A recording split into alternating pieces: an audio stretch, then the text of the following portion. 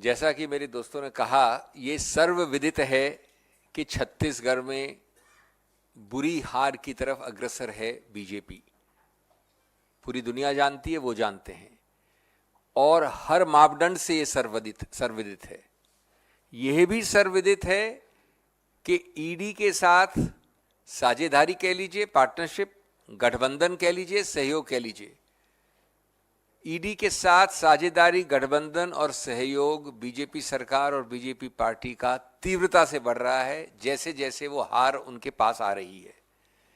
लेकिन ऐसे मापदंडों के बाद भी इतनी घृणात्मक स्थिति पहुंचाएगी ये सरकार बीजेपी वाली और बीजेपी पार्टी, ये मैं समझता हूं इस देश ने सोचा नहीं था। और ये क्यों घृणात्मक बताना चाहता हूं आपको, जो उन्होंने खुद ने कीर्तिमान और मापदंड और मील पत्थर स्थापित किए हैं, उनसे भी आगे जाता है ये केस।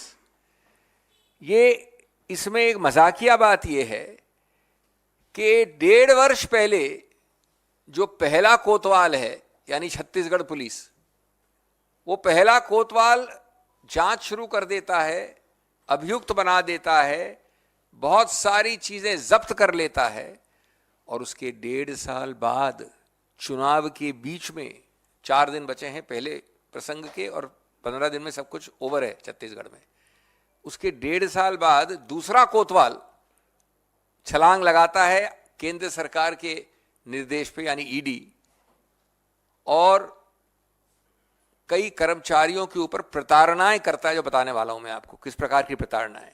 तो ये जाहिर है कि ऐसे ही नहीं बनाया गया है फर्जी मामला, ऐसे ही नहीं कस रहे हैं नकेल, क्योंकि वो जानते हैं कि जीत रहे हैं भूपेश बघेल।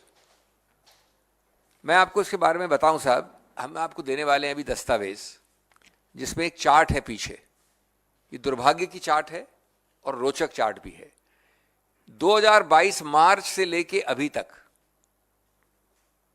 रायपुर ले लीजिए, दुर्ग ले लीजिए, बिलासपुर ले लीजिए, जगदलपुर ले लीजिए, अंबिकापुर ले लीजिए, मैं आपको डिटेल्स नहीं दे रहा हूं, सब तरफ से लगभग 450 लोगों को गिरफ्तार किया है। किसने किया है? छत्तीसगढ़ पुलिस ने। मैंने कहा ना, पहला कोतवाल। 72 केसेस रजिस्टर हुए हैं पूरे प्रदेश में, अलग अलग डिस्ट्रिक्ट्स में। अब मैं उसकी सूची नहीं दूंगा आपको, लेकिन जो टोटल है, जो सामूहिक रूप से है, 191 लैपटॉप, 850 मोबाइल फोन, 200 से ज्यादा एटीएम कार्ड्स, 1.5 करोड़ रुपये, और उसके अलावा बहुत सारे अंचल एसेट्स, कैश, 16 करोड़ से ज्यादा बैंक अकाउंट्स के रुपये, इत्यादि इत्यादि। ये सब पहले बात खत्म हो गई, तहकीकात हो गई, जब्त हो गए, कानूनी कार्रवाई हो गई। उसके बाद क्या छत्तीसगढ़ पुलिस अखिल अंतर्राष्ट्रीय स्तर पे अधिकार क्षेत्र रखती है, जुरिस्डिक्शन होता है? क्या वो दुबई जाने देगी केंद्र सरकार उनको? अगर दुबई जाने देती है केंद्र सरकार, तो छत्तीसगढ़ सरकार वहां भी जाने को तैयार है। क्या वो लेटर्स रेगुलेटरी कर सकते हैं, बुला सकते हैं, एक्सट्रेडिशन की बात कर सकते हैं? तो 1.5 साल में जब ये सब कर लिया, उसके बाद 6-8 महीने से ईडी ने शुरू कर दिया ये सब। उसको भी हो गए 6 महीने से ज्यादा। लेकिन प्रसंग तो अभी रुकना है, वो प्रसंग आएगा जब चुनाव चल रहे होंगे। तब जब चुनाव चल रहे हैं तो आपको बताया जाता है एक और बहुत ही बखूबी एक कहानी, कि हमने पकड़ा है ऐसे लोगों को जो वहां से रुपया लेके अभी चुनाव के वक्त चुनावी माहौल में रुपया देने आ रहे हैं। कभी आप सोच सकते हैं कि अंतर्राष्ट्रीय बॉडी, कस्टम्स के जो बॉर्डर्स हैं और भारत की जो सीमाएं हैं, उसको छत्तीसगढ़ पुलिस करती है? कैसे हुआ ये? क्यों हुआ ये? कब हुआ ये? या सिर्फ इसलिए हुआ कि 4 दिन बाद पहली वोटिंग है और 15 दिन बाद सब वहां खत्म है चुनाव? और एक कोरियर का व्यक्ति एक वक्तव्य देता है, आपको मालूम है ये वक्तव्य कैसे निकाले जाते हैं ईडी द्वारा, और उस वक्तव्य के आधार पे आप पूरी कहानी बनाते हैं, और उसके बाद सबसे दुर्भाग्य की बात, सब्जेक्ट टू इन्वेस्टिगेशन। कहानी बनाने के बाद सब्जेक्ट टू इन्वेस्टिगेशन। क्या आप सोचते हैं कि गधे हैं लोग या घास खाते हैं?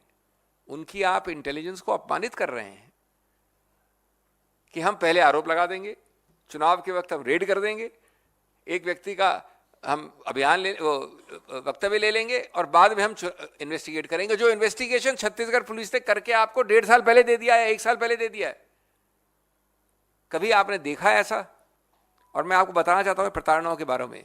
ये मामले वैसे बताऊं मैं आपको, छत्तीसगढ़ के कई अफसरों के ऊपर इस चुनाव से पहले, मैं इस चुनाव की बात नहीं कर रहा हूं, कई मामले उच्चतम न्यायालय में लंबित हैं।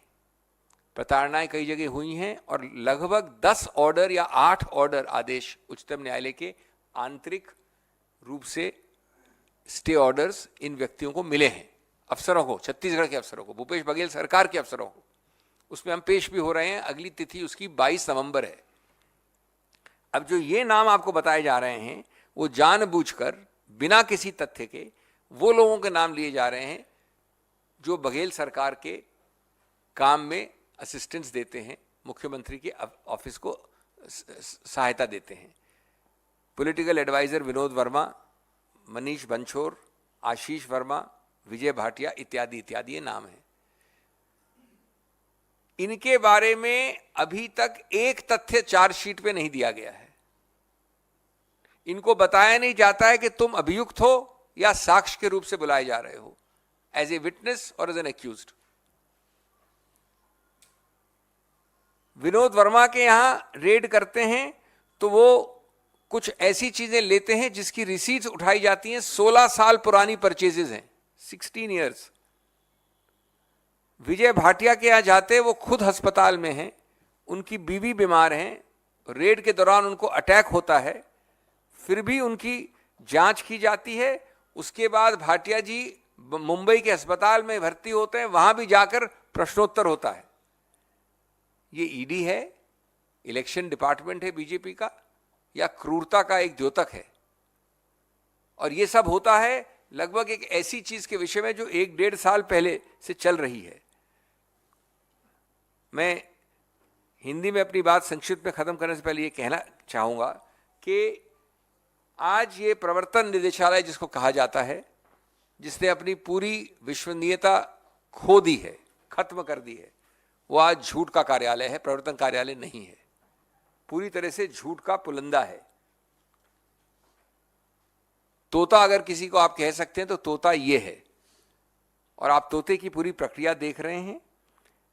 जो मुद्दे कानून के उठाए गए हैं उच्चतम न्यायालय में, वो अभी तक लंबित हैं, छत्तीसगढ़ के विषय में लंबित हैं। 22 तारीख को उनकी सुनवाई होने वाली है अन्य केसेस में। उन मुद्दों में ये मुद्दा भी है कि आप किसी को बुलाते हैं, बताते नहीं हैं कि वो साक्ष्य है, अभियुक्त है, और अपनी मनमर्जी से आखिरी समय पे उसको अरेस्ट करें या न करें। आप किसी के पास कोई रुपया आ जाए, उसको कोई मतलब नहीं उस रुपये से कि कैसे उसने मनी लॉन्ड्रिंग की, कुछ उसका इस्तेमाल किया। सिर्फ रुपया आने से, ABC से ट्रैवल करके D के पास आए तो उसको आप मनी लॉन्ड्रिंग मान लेते हैं। बेल के प्रावधान को आप डिस्टॉर्ट करके लागू करते हैं। ये सब मुद्दे छत्तीसगढ़ के विषय में उच्चतम न्यायालय में लंबित हैं। हम यही कहेंगे कि कानून सबसे बड़ा होता है। अगर इनको किसी का भय नहीं है तो उच्चतम न्यायालय इनको कानून सिखाएगा, हमें इसका विश्वास है, इसकी आशा है। और इस प्रकार से चुनाव की लेवल प्लेइंग फील्ड को खत्म करना, मैं समझता हूं हर संवैधानिक अथॉरिटी को, संस्था को इसका नोट लेना चाहिए। चुनाव आयोग का भी इसमें अधिकार क्षेत्र बनता है कि चुनाव की जो लेवल प्लेइंग फील्ड होनी चाहिए उसको ये बराबरी का नहीं रहने दे रहे हैं। इस मामले में हम भर्त्सना करते हैं और सबसे इसका अच्छा उत्तर आने वाला है छत्तीसगढ़ की जनता जनार्दन से, जो आपको निकट भविष्य में मिलेगा।